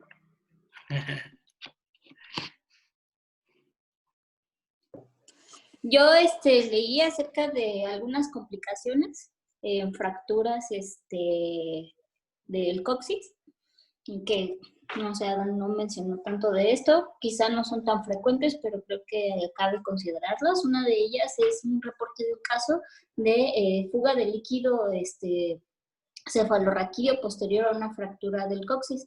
Este es un caso donde un paciente de 30 años se cayó de sentón y inmediatamente después de su accidente ingresa al servicio de urgencias y empieza con dolor, obviamente en la región sacrocoxigia, náusea, dolor de cabeza persistente, el cual mejoró después de una semana. Obviamente tenía edema y equimosis y una presencia de un hematoma en el área donde tuvo el traumatismo. Se le realiza una tomografía donde les voy a enseñar aquí. Se observa que tiene una fractura desplazada anteriormente. Se le hace también una resonancia donde se observa una gran colección de líquido y este paciente se trató de manera conservadora. Se le estuvieron dando, ¿cómo se llama? Estuvo en reposo, se estuvo manejando con, ¿cómo se llama? Escáneres de tanto TACS y resonancias seriadas hasta ver que se haya reabsorbido totalmente todo el líquido cefalorraquídeo y quedó como con secuelas, dolor y pérdida de la sensibilidad perianal y de pérdida de la sensibilidad de la región glútea del lado derecho. Otro que leí fue acerca de una paciente igual de 72 años de edad que tuvo una caída. A los 3 meses acude a una clínica porque tenía una masa fluctuante en la región sacrocoxígea y se le hace un aspirado y se observa que tiene líquido seroso, le extraen como 40 cc. Le hacen estudios radiográficos y observan que tiene antecedente de una fractura igual del coxis y lo diagnostican aquí como un Morella-Vallée crónico. A esta paciente sí la trataron quirúrgicamente, le hicieron una resección amplia de toda la fibrosis porque la extrajeron 2 veces y se volvió a rellenar. Ahí tenían la duda de si realmente sí había sido solo el Morella-Vallée o también había tenido quizá ¿cómo se llama? Fuga de líquido cefalorraquídeo, pero posterior al tratamiento quirúrgico ya no volvió a formarse nuevamente esta tumoración. Les voy a poner aquí. Aquí es cómo se hizo el abordaje. Se me hace, está súper intenso. Y estos son una resonancia. Aquí se ve la colección de líquido y aquí la fractura del coxis que tuvo. ¿Sí? Estos son los que ya leí.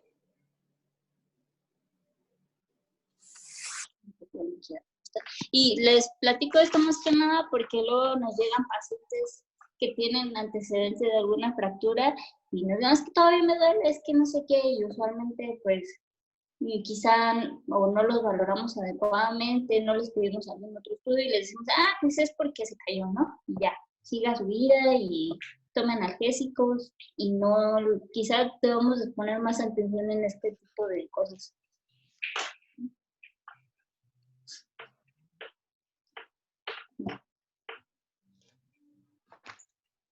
Bien, ¿tienen alguna pregunta para Rubí? No. Luis. Yo revisé sobre las fracturas de coxis, una de las opciones de tratamiento que es la coxigoplastia. Es un reporte de un caso. Bueno, la vertebroplastia ya se usaba desde 1984 con metilmetaquilato en fracturas torácicas y lumbares. Este paciente es un paciente de 65 años con antecedentes de mayores comorbilidades, osteoporosis, varias cirugías. Tiene antecedentes de vertebroplastia en vértebras lumbares. Hipertenso, diabético, etc. ¿No? El chiste es que tenía las comorbilidades para no poder realizar una cirugía mayor. Llega a urgencias por antecedente de 2 caídas en su domicilio con pérdida de la fuerza e incapacidad para levantarse. Diagnostican estas fracturas en los primeros documentos de coxis y bueno, debido a que no pueden hacer un procedimiento más invasivo, deciden hacer la vertebroplastia con metilmetacrilato, con cemento. Y bueno, ellos refieren que la sintomatología paró por completo y los síntomas neurológicos también una vez realizado esta cirugía. Entonces lo pintan como un tratamiento adecuado y no tan invasivo. En caso de dolor recurrente, y en este caso que era un dolor agudo, pues. Y es una opción de tratamiento que mencionaba.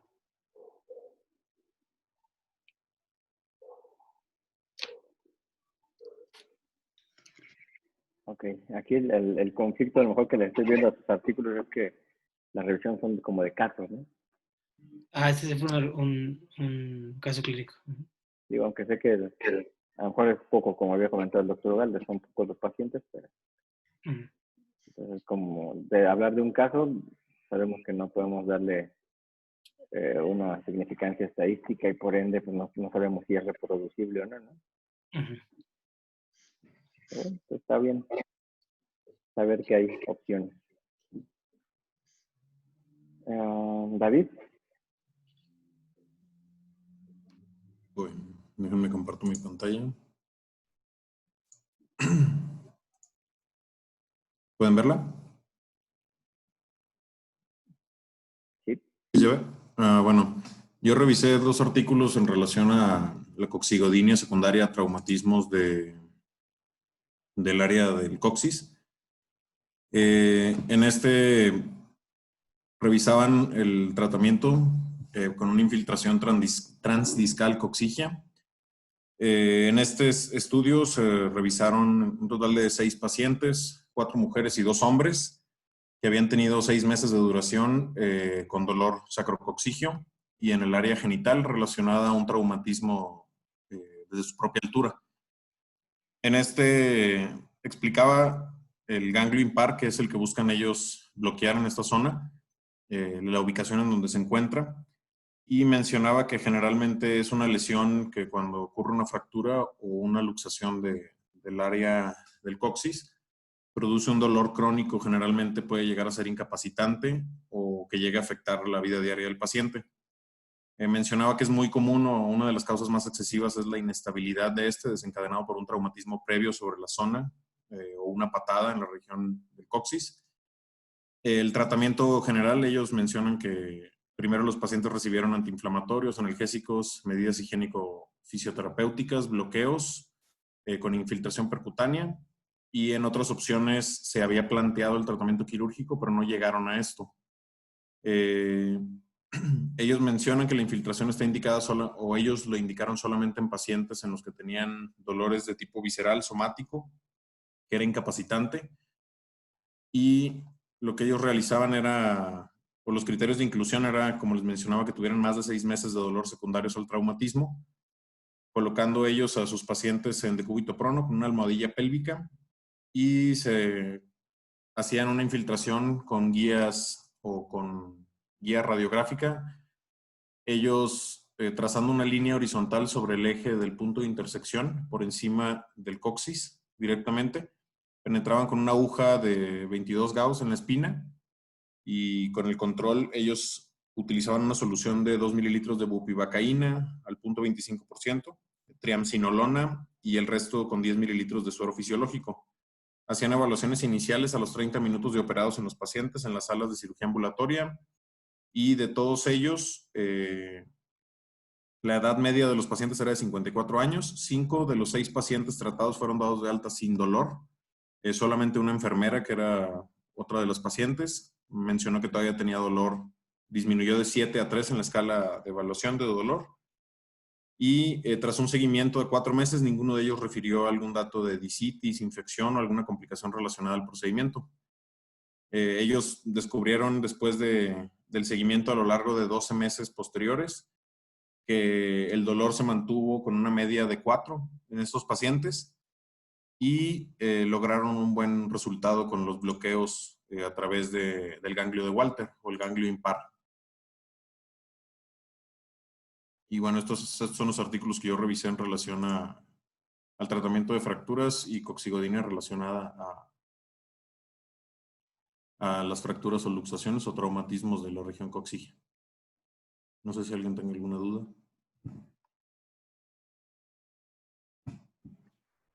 De hecho, encontré muy pocas cosas relacionadas a coxis o a fracturas de coxis, luxaciones, todo eso. Sí vienen muy poquitos casos en todas partes, y casi todos los estudios que encontré o eran retrospectivos que revisaban estudios ya de tratamientos que se habían brindado de muchos años de evolución, o revisión de muchos artículos y haciendo como un comparativo de los tratamientos. También quería, una pregunta que yo tuve al final, después de leer esto, era ¿cuántas veces pensarían infiltrar al paciente antes de decir, sabes qué, ya mejor reseco el coxis? ¿Con 1 o 2 veces o...? Pues hay una sugerencia en la guía de práctica clínica de coxigodinia, donde dice que pues por lo menos 2 veces se debe de intentar el tratamiento antes de pensar en un tratamiento quirúrgico. Ok. Y yo urge se presente en quirófano central. Médico de cirugía, urge se presente en quirófano central. Ya se les infartó. Normalmente pueden ser hasta 3 veces, ¿sí? pero no es cuántas veces, sino con qué frecuencia pudieras infiltrarla, ¿no? O sea, tú la infiltras y cuánto te vas a esperar a ver si mejora. 6 meses, tal vez. O bueno, lo evalúas inmediatamente y luego le das un seguimiento mensual, tal vez. Sí, porque no solo es la infiltración, ¿no? Sino también todas sus medidas generales que le vas a dar, ¿no? Inclusive el uso de otros medicamentos conjuntamente, rotar algunos medicamentos que a lo mejor ya usaste y los puedes volver a conjuntar o no. Entonces, no solo es la infiltración, pero sí mínimo le tienes que dar un chance de más de 3 meses, ¿sí? Y si entonces sí cada 3 meses las quieres estar infiltrando, no, pues ya no, ahí ya no le vas a continuar por rutina cada 3 meses infiltrarla, ¿no? Entonces no es cuántas veces, sino con qué frecuencia más bien, ¿no? Si es eso, pues ahí ya le propones al paciente, ¿no? O sea, que va a ser más riesgo estarle infiltrando frecuentemente que beneficio, y entonces le puedes proponer otra cosa. Sí. Gracias, doctor. Sí, es que de una vez, de hecho me acordé de una vez que llegó un paciente con dolor sacro, que estaba yo con usted en urgencias, hice una infiltración y el paciente se paró ya prácticamente sin dolor. Una paciente era mujer, de hecho, que tenía dolor en la articulación sacroiliaca y creo que es la única infiltración que he visto. ¿Quién lo infiltró? Usted. Ah, ya. Y pues se fue de hecho sin dolor, llegó con dolor y después de 20 minutos o algo así de infiltrada, sí redujo bastante el dolor. Sí, pero por lo regular, que fue una sacroiliaca, ¿no? Sí. Sí. Pues al inicio yo les recomendaré que no la hagan así porque sí corres riesgo de no darle a la sacroiliaca. Es preferentemente empezar a hacerlo con fluoroscopía e ir guiando la aguja hacia la articulación. Esa ya lo aprenderán después las mañas, cómo hacerlo y sin fluoroscopio, pero de inicio sí, háganlo con fluoroscopio. Y si es el coxis, pues con maniobra de tacto y un tacto rectal y ir más o menos sabiendo guiar tu aguja, ¿sí? No se vayan a picar el dedo con el tacto rectal también, se infecta. ¿Sale?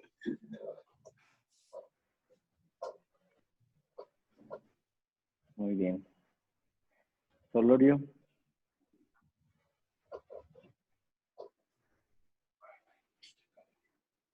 ¿Está compartiendo mi pantalla?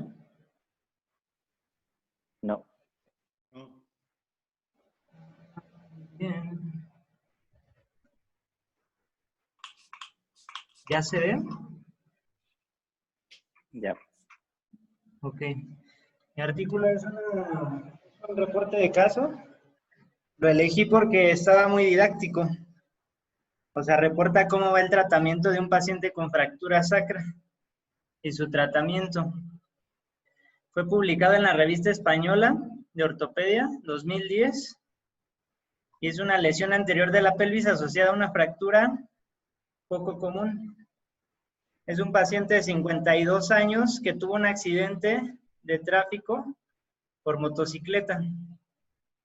Fue al hospital, bueno, lo llevaron al hospital trasladado. El mecanismo fue una lesión por compresión anteroposterior. El paciente quedó prensado entre el coche y su motocicleta. Refería a un dolor agudo en la región posterior de la pelvis y no podía estar acostado de manera supina, o sea, no podía estar en posición supina. Obviamente, al llegar estaba hemodinámicamente estable, a las revisiones estaba neurológicamente íntegro, el tono del esfínter anal estaba bien, no tenía ningún problema. Y bueno, se le hicieron los estudios radiográficos pertinentes, donde, bueno, se aprecia una diástasis del pubis y una fractura a nivel del sacro, a nivel central sagital. ¿Alguien me puede decir en la clasificación de Denis qué ¿Cuál es? ¿Qué tipo es? 3, ¿no? ¿Qué diste? ¿3? Sí. ¿Por qué? Pues en el esquema que marcaron, van como pues de distal a central. Y Ajá. es la que alcanzo a ver, no sé, es que no sé si es la que la que veo en el centro. Ajá. Veo una línea ¿Cuál es la característica de esta fractura? que hasta en un 75% hay lesión neurológica. 57%. Ah, Pero, o sea, ¿qué característica tiene? O sea, ¿hacia dónde se va la fractura?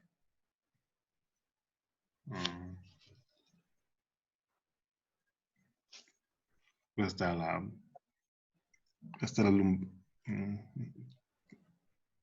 sí, hasta L5, no sé si alcanza a llegar. Sí, o sea, hasta el canal espinal. Y puede causar una inestabilidad lumbopélvica. Evidentemente, como vieron esta fractura, se hizo una fijación externa, con fijador externo, obviamente, y se cerró la diástasis, pero se dieron cuenta que hubo una inestabilidad posterior, que se abrió la sacroiliaca, aquí se puede ver. Entonces eso los obligó a hacer una fijación percutánea quirúrgica en quirófano, fijando los huesos ilíacos a través de S1. Con esto le estaban dando estabilidad posterior con esta fijación y estabilidad anterior con el fijador externo.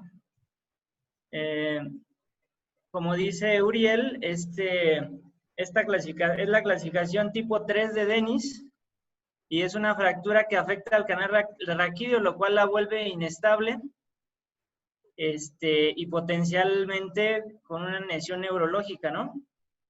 Entonces es necesario fijarlas. En este caso se logró y no hubo mayor complicación. Cabe destacar que, bueno, después se puede tratar la lesión de la diástasis del pubis con una fijación interna con una placa. Y nada más. Hubo un caso que tuvimos de un paciente, no sé si lo han visto en consulta de columna, del doctor Cueva. El del doctor Gus, el que tiene lesión medular y que no camina. No sé, no creo. Creo que no, porque este paciente Sí. solo lo ve el doctor Cueva. Es uno joven, ¿no? Que se fracturó coxis o algo así. Sacro, precisamente. Toda la familia es así, fisicoculturistas, que todos van Ajá, así. sí, casi todo. Que la mamá es así bien. Sí, que la mamá parece de hombre y la verga. Sí, sí. Problemáticos. Entonces él tenía, si no mal recuerdo, una lesión de este tipo. Y el paciente sigue con dolor. Sí, lo Toda veo. desplazada. Lo ve el No doctor se Cueva y el doctor Cueva, como dicen. Sí, Sí, no se justo fijó hablando de eso. y permaneció con tratamiento conservador. La justificación pues era que la lesión que podíamos causar al fijarlo, o sea, la compresión neurológica a través de los orificios podía ser mayor que el daño que ya tenía. Esa fue la justificación por lo cual no se fijó. Yo no voy a discutir esa toma de decisión. Sin embargo, el libro dice que si hay lesión neurológica, tiene que ser quirúrgico y si tiene desplazamiento de 1 centímetro la fractura, debe de fijarse. Hacer una, como decía el doctor Sergio Hernández, una laminectomía, una foraminotomía, para reducir y para, pues para descomprimir cualquier estructura nerviosa asociada. Entonces, pues nada más, me pareció interesante el caso, por eso puse el caso clínico, porque nada más para que nos quedara un poquito claro, por los abordajes que mencionaba Dan. También si está la inestabilidad lumbosacra, puedes hacer una configuración de triángulo, ¿no? Como explicaba Dan, fijar la lumbosacra, la lumboiliaca y la iliosacra, para que quede estable esa articulación. Nada más. ¿Alguna pregunta?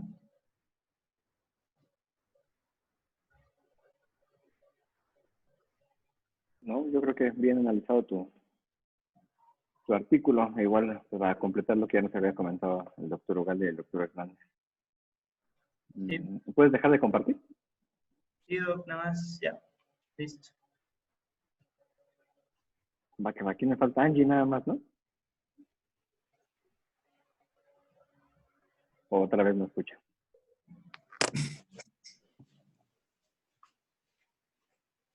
Angie, ¿Ya me escucha? ya, Ya. Ah, bueno.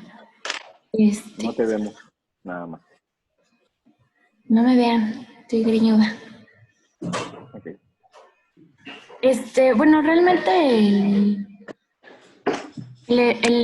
el artículo que yo encontré, ay, no se los puedo compartir, ahorita se los mando por WhatsApp.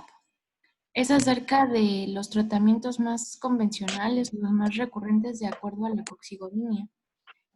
Como ya muchos de mis compañeros han dicho, pues de hecho el uso de infiltraciones con esteroides, pero lo que me llamó de hecho la atención de este artículo es porque hacen la revisión de diferentes métodos mejor dicho, hacen una revisión de muchos casos y controles de este tipo de padecimiento.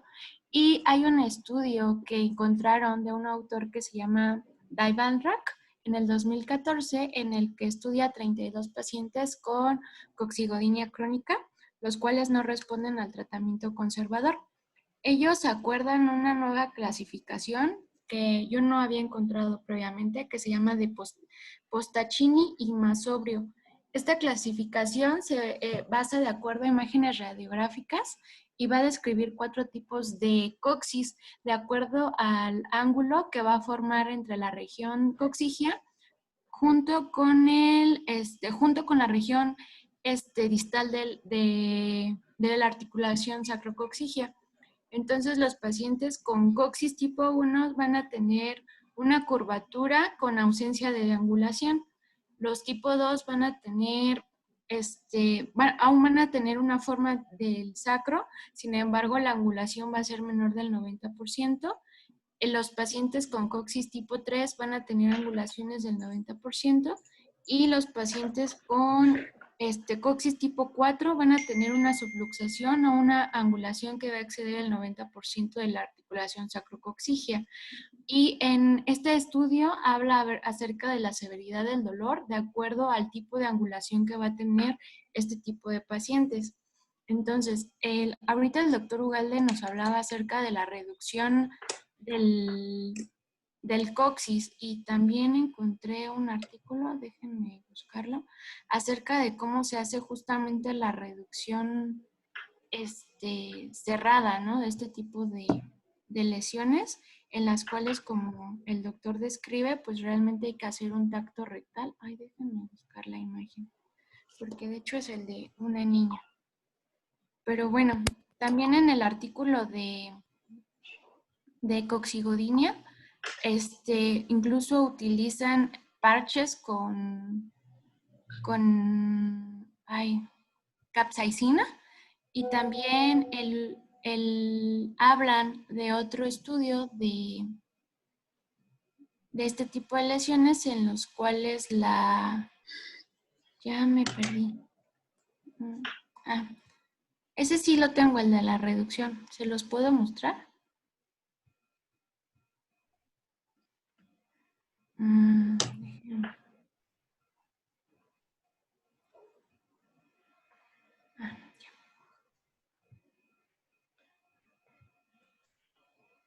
De hecho, ¿lo ven? Este es cómo se realiza la reducción de la región del sacro en imágenes.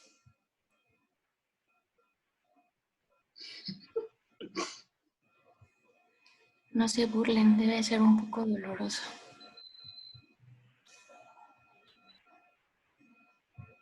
Y bueno, también hablaban acerca de... Ay, yo me perdí de tantas ventanas que tengo. Bueno, creo que ya, era lo único que tenía que decir. Ya estoy perdida. Luego les paso mis artículos.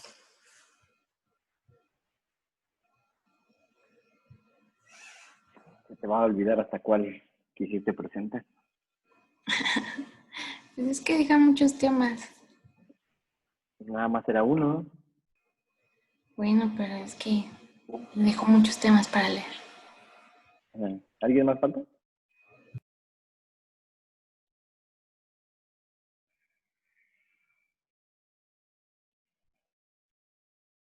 ¿Sí o no?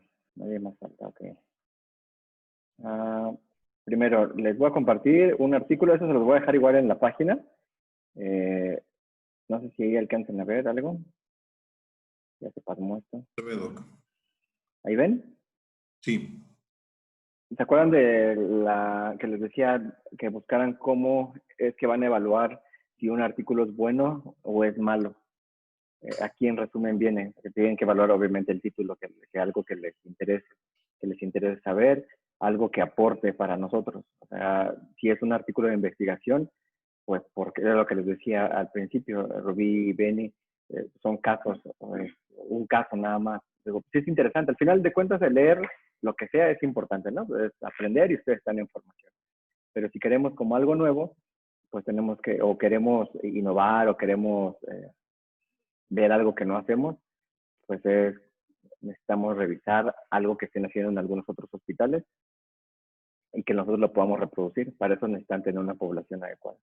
Entonces, aquí lo único que les estoy mostrando es el resumen a la conclusión que llegan para cómo se deben de evaluar los artículos, evaluar cuidadosamente el título de los autores y la introducción, determinar la contribución del estudio al conocimiento, comprobar la población estudiada, lo que les decía. Luis, cuando ha presentado los artículos anteriores, menciona mucho el valor de Pei y eso está bien. Estadísticamente está bien, le da cierto valor a su artículo. Aunque, digo, ya después veremos la trampa que se use para poder modificar P. Caracterizar el diseño, evaluar si se evitó o no algún sesgo y comprobar si se enmascaró la intervención, evaluar los detalles estadísticos, lo que les acabo de comentar, y leer los datos, tanto gráficos como conclusiones. A veces no siempre se llegan a las conclusiones que uno trata de buscar, pero traten de buscar artículos donde haya pues algo más, no sé, no solamente el revisar. Está bien los artículos de revisión. Angie yo creo que es la que ha presentado más artículos de revisión como para reforzar el tema. Pero eso puede ser para ustedes, para que lo estudien, porque al final de cuentas pues no vamos a estar repitiendo lo que ya nos dijeron en la clase, lo que ya nos dijo Adán. Entonces el artículo es buscar algo nuevo, qué podemos ofrecer, qué hay nuevo, qué están dando de tratamientos, o vaya algo, innovar. Y el hablar de solo una persona, un caso, es interesante cuando se habla de algo poco frecuente. En el caso de, creo que Benny fue el que dijo, bueno, pues es algo poco frecuente. Está bien de cuando es poca frecuencia, pero cuando hay mucho, pues yo creo que podemos hacer o buscar otro tipo de artículos. Y el otro que les quiero enseñar, hubo algo que, digo, igual yo voy a caer en lo mismo, es una presentación de 3 casos. Acerca de esto, no sé, con el doctor Ugal y el doctor Hernández, yo nunca había visto, o bueno, más bien no sabía, obviamente no es lo fuerte, lo mío no es la columna, pero en el artículo mencionan las fracturas por estrés en pacientes post-instrumentación. Post-instrumentación lumbar. Y aquí vienen, es poca la frecuencia, un 4.3% de prevalencia, principalmente presentándose en las personas que se instrumentan de columna lumbar, es más el riesgo en mujeres y en mujeres osteoporóticas, que obviamente ya como menciona tienen el antecedente de una instrumentación. Refiere que todas las cargas van a caer obviamente en el sacro y que la zona de mayor frecuencia va a ser en el ala, justo por abajo de donde se ponen donde están los tornillos, en una forma transversa. ¿Sí alcanzan a ver? ¿Sí hizo grande ahí la imagen? Sí. Ahí se alcanza a ver cómo está la fractura. Son fracturas por estrés. General, la presentación clínica va a ser paciente que va a presentar dolor que no remite, y obviamente ubicado en la zona sacra. Mencionan que dolor igual, radicular, el dolor clásico hacia la nalga, hacia la pierna. Se va a presentar frecuentemente en los primeros 6 meses después de posoperado, y se puede esperar hasta 1 año. Mencionan que vieron que tenía mucho que ver con los resultados postquirúrgicos en las instrumentaciones con respecto a la lordosis que se les daba. Generalmente aumentaba la lordosis y eso generaba que pudiera haber fracturas por estrés en esa zona que les mencioné. Los riesgos, pues lo que ya les comenté, el tratamiento o como lo estaban manejando, el uso de analgésicos, de esteroides, neuromoduladores, el uso de una faja, y más o menos en 1 año el reposo. Y en algunos casos utilizaron tornillos sacros, percutáneos, y eso es justo por abajo, en la zona de, no me acuerdo si aquí venía la imagen, en la zona de la fractura, o más bien por abajo de la fractura de esta zona, pasaban los tornillos transversos y con eso mejoraba mucho la sintomatología. Es algo que yo nunca había visto, no sabía obviamente que se podía presentar una fractura por estrés también por la instrumentación. Y pues vaya, no sé si tienen algo que comentar los doctores. ¿Ya han visto algo así o tienen algo que decirme? Pónganse a estudiar. No, pues yo nunca la he visto ahí. Digo, por eso me llamó la atención ahí. Digo, pues obviamente sí, un factor siempre es la calidad ósea, ¿no? Y la otra, algo que les he platicado, que te he comentado a ti personalmente, ¿no? Muchas veces la instrumentación creemos que es el todo, ¿no? Pero a fin de cuentas es siempre decimos, ¿no? La vida útil de un sistema, pues 1 año y medio, 2 años. Realmente lo que estamos adelantando pues, es un proceso de la evolución natural de un padecimiento, que en este caso lo que buscamos es una artrodesis. Y desgraciadamente mucho de lo que recae en este tipo de situaciones es la falta de unión o de artrodesar, en especial ese L5-S1. Y se someten a cargas, ¿no? Que a fin de cuentas eso es lo que va a condicionar en este caso, pues, la carga repetitiva, pues, el estrés o la fractura por sobrecargar, ¿no? Y por no haber logrado una fusión. Y a veces pues, ni ponen injerto, no se pone injerto y pues peor, ¿no? Se somete a la carga y pues hasta que se fractura, ¿no? Pero finalmente son por cuestiones de cargas biomecánicas.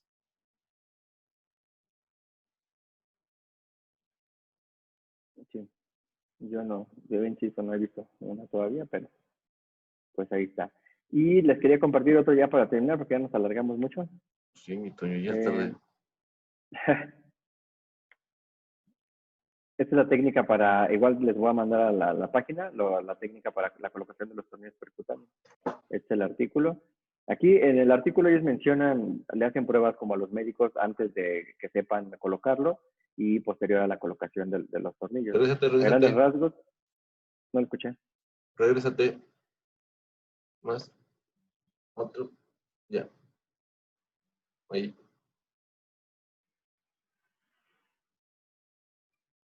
¿Qué pasó, amigo? Ya sigue leyendo. A grandes rasgos, y como yo aprendí, les decía, a ponerlo, es en una proyección lateral, ponemos una referencia, siempre apuntando hacia el cuerpo de S1. Menciona que de preferencia, igual que se divide en tercios, y en los 2 tercios, o más bien en el tercio medio, a tirarle al tercio medio. Este es el cuerpo de S1 en la primera proyección. Y después las proyecciones que decían los doctores, la entrada y salida, indel o outlet. Y estas son las proyecciones que vamos a ver. Esta es la primera que les decía de la lateral. Y posteriormente, la variación es de 40 grados. 40 grados para entrada y salida, 40 grados hacia el hueco pélvico o 40 grados hacia, no sé, de abajo hacia arriba. Y aquí vamos a ver esta es la proyección la primera, la de A y B, es la que les preguntaba, creo que Uriel. Tecoch. Aquí vamos a ver tanto las articulaciones sacroiliacas como el cuerpo del sacro. Bueno, en general las alas y el cuerpo del sacro. Y la siguiente proyección. Bueno, primero, antes, en esta proyección podemos determinar si nuestro tornillo va anterior o posterior para precisamente no invadir lo que nos comentaban los doctores y ni irnos al abdomen o a la pelvis más bien, o hacia canal. Y en la otra proyección, que es esta, vamos a ver de frente el sacro y ahí vamos a ver los agujeros. Entonces, en esta proyección vamos a poder modificar nuestro clavo guía hacia arriba o hacia abajo. Y solamente es estar moviendo conforme va entrando la guía, ir moviendo las proyecciones hasta que lleguemos al cuerpo para poder colocar el tornillo con arandela. Aquí ellos le hacen lo hacen en cadáver, en estas cosas que ya están está más allá de ser un cadáver, en una momia. Lo hacen ellos, evalúan algunos médicos y pues son sus resultados, ¿no? Casi a la mitad de tiempo y mejor colocados una vez que les enseñaron la técnica. Si ven, no es como muy complejo, pues colocarlo. Bueno, obviamente toda cirugía lleva su tiempo de aprendizaje, pues practicar, aunque se escuche feo, digo, al final de cuentas sí sigue siendo el práctica. Y